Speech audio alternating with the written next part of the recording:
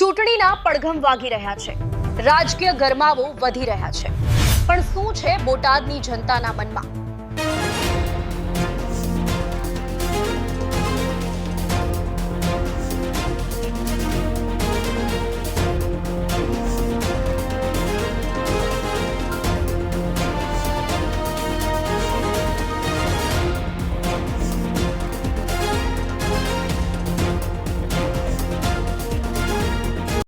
બોટાદ નગરપાલિકાની ચૂંટણીના પડધમ વાગી રહ્યા છે।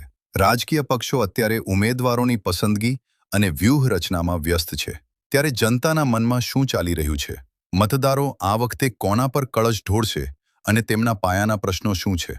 આ તમામ સવાલોના જવાબ મેળવવા સિટી સમાચારની ટીમ પહોંચી વોર્ડ નંબર 4માં, જ્યાં 9000 જેટલા મતદારો ધરાવતા આ વોર્ડમાં ખોડિયારનગર, જયાનગર અને ગાયત્રીનગર જેવા વિસ્તારોનો સમાવેશ થાય છે। અહીં ક્યાંક વિકાસ દેખાય છે તો ક્યાંક પાયાની સુવિધાઓનો અભાવ, પીવાનું પાણી, સ્ટ્રીટ લાઇટ અને મહિલાઓ માટે સ્નાનગૃહ જેવા પ્રશ્નો આજે પણ વણઉકેલ્યા છે।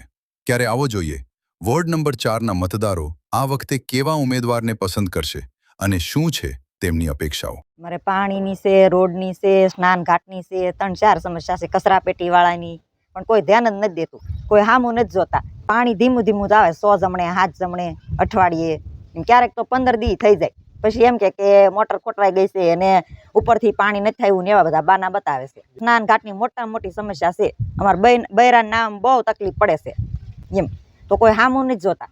ચૂંટણી આવે ત્યારે બધા આવે ઘરે ઘરે મત લેવા એમ, પછી તો કોઈ સામું જોતા જ નથી, તો અમારે શું કરવું એમનું એમ। મારું નામ છે બાવળિયા ભરતભાઈ, અમારો આ વિસ્તાર છે ખોડિયારનગર 2। પછી અમારા ખોડિયારનગર વિસ્તારમાં મજૂરી વર્ગ માણા રહે છે, પણ તે છતાંય અમારા એરિયામાં કામકાજ બહુ સારું છે અને વિકાસના કામ તો રોડ સફાઈ કામ, સ્ટ્રીટ લાઇટો, આ તે બધું કામ બહુ સારું છે। અમુક ક્યાંક જગ્યાએ બાકી હશે પણ તોય એ અમે કહે છીએ। અમારે આ વિસ્તારનું વોટિંગ 2 બૂથ છે, એમાં 7,000 જેવું એટલે 700 જેવું છે। આવનારા ઉમેદવાર અમારું આ જે કોઈ કામ બાકી છે એ પૂરું કરાવે એવો ઉમેદવાર હોય તો અમારે વધારે સારું રહે।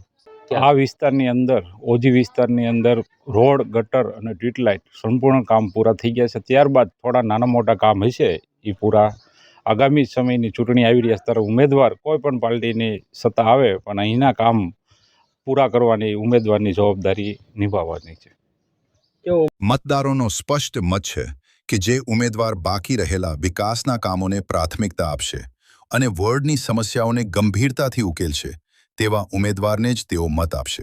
તો આવા જ સમાચાર જોવા માટે અમારી ચેનલને લાઇક કરો, શેર કરો અને સબસ્ક્રાઇબ કરો।